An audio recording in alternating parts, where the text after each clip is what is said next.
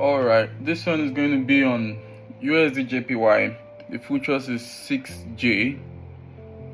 Like, I don't know if you all know, I kind of use futures for my analysis and CFD for execution. But for this particular USDJPY, I analyzed most of it on future on CFD and executed on CFD also. So I'll just walk us through the charts without much stress. Here you have it. This was buy. I took this buy. I didn't engage the sell. I took this buy also. I didn't engage the sell. And this buy currently running. Although it's from the futures. Currently running this buy. Let me show you the chart. The futures is just directly opposite the CFD. Right. So this is where the sell is coming from. So on the futures it is sell, but on the CFD it's a buy. I was just so skeptical about it. That was why I didn't engage it at all. This should have been my entry for the sell, which is a buy on the CFD. I was so skeptical because of this buy momentum. So I was like, is it gonna happen? Okay, back to USDJPY. So this was how I was able to capitalize on this buy. So price had swept this liquidity, tapped from this zone, right, and bounced.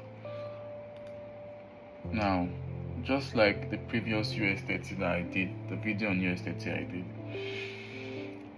after this bounce, you can see this consolidation. The consolidation did not just, it wasn't just a simple accumulation. There were mitigations in this consolidation. You can see the structure being mitigated by this structure. And you can see the structures forming several order flow inside a substructure. And again, price broke out, right? Now, this was a supply. Price reacted from this supply, and the supply failed. After failure of the supply, price came back to respect this controlling demand in this price action that was formed from the supply rejection. This demand, price did not just respect the demand, price swept the liquidity in it. So this was like, it was an overly short trade. It's just a storyline. It's not even much of technical drama. It's just a storyline to follow, to enjoy. So just a storyline to enjoy. After price swept this liquidity, broke structure here, formed a bit of accumulation and order flow demand, tapped this supply, tapped back on this demand, right? Tapped on this demand again. Remember, this demand also swept liquidity here. So this was just a beautiful storyline to follow. No more drama. Swept this liquidity, broke structure, tapped this supply. This guy, after tapping the supply, broke structure to the downside, went to induce this guy again, like though it wanted to sell. So this was meant to be a good sell to this side. Now, instead of selling, broke structure to the downside like it wanted to sell, created order flow structures, forming a good demand, and then filled the supply. So people that were in on this sell from here will get stopped out here, right? Meaning this demand that was bettered from this supply should be able to take price up because it's valid. It's a reaction from a valid supply, not just a reaction. It swept multiple liquidity, swept liquidity from this upside, and then price formed good structure. I just can't go to lower time frame to show you all the nice structure that was formed here because of time. Violated this supply, came back to respect this zone. Beyond respecting it, it swept the liquidity in it again. That was all I needed to see, and I think it was during the Asia session all this was happening here. That was all I needed to see. After sweeping this, gave this nice Marubozu candle and formed a good structure again in form of a demand. Immediately price broke out of this level with this candle, I entered immediately. My stop loss was here. So I was just so sure after all of this, structural drama, I was so sure this was gonna buy. Because this supply that should have sponsored sell has failed, and price had swept a lot of liquidities. This is money transfer here. Swept this liquidity, broke out of it. Price transferred money to this guy. Broke out of it. Price now, okay. After price transferred money here, price then broke out of this guy, and then this held the power. Price then transferred money again. So this guy, after it came to sweep liquidity, money was not here anymore. The money was here. So this held the power. If this becomes violated, then price is definitely going to clear all of these guys. That's what I was also looking at that. If this becomes violated, price will clear all of them. Oh shit. Price will clear all of them because they are now mitigated structures. They are one. This is where the money is. If this gets violated, all of this will be cleared, and price will probably be reacting from this zone. So I got in here, and voila, that was it. And if you notice, this was my target because this was also a valid zone. This guy was a valid zone, but the reason I didn't engage this sell because on the futures I could see that this high, which is a low on the futures, was a liquidity. This is it. This is the guy. This low was a liquidity.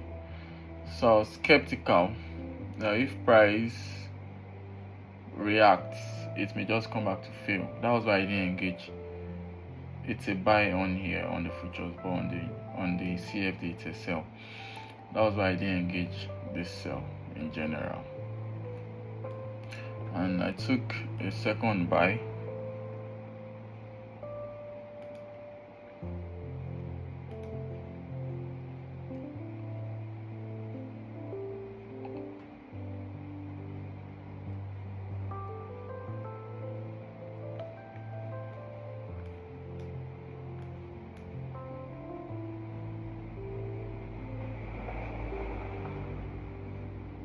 Yeah, I took this buy also.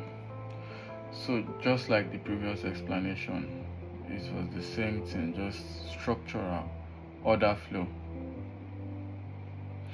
If you see, look at what I explained earlier. I didn't even notice this.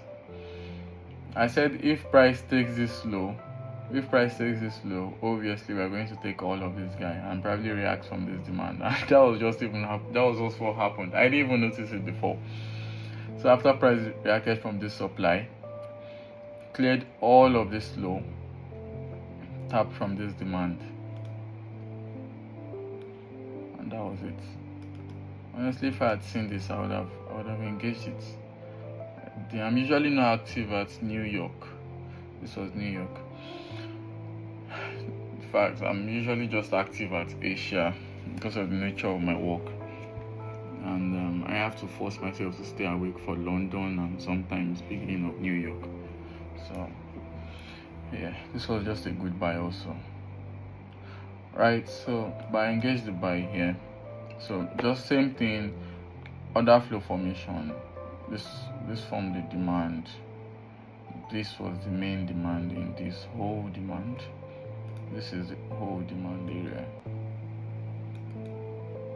But then this was the true demand. And after price reacted from this true demand, after breaking out of it, created this liquidity, right? This was the liquidity serving as an inducement to this zone, right? And that was just it. I ensured to cover this external low, even if this was a controlling demand, but I just covered this external low.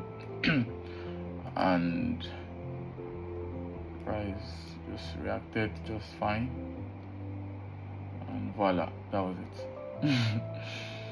This was my target. Why was this also my target? Because this was a valid demand. This was a valid demand on a higher time frame, and this demand had the ability to take this low because this was the liquidity calling price. This was the liquidity calling price, and if price can take this liquidity, this should be the next target because external to external. Right, so that was it for USDT. That was the two buys. I took a loss somewhere, I think around here. No, was it around here? I can't remember now. I took a loss somewhere. I was trying to force a buy, and then I took a loss somewhere. But aside that, this was a 1 to 4.6. This was a 1 to 3.39. That was it.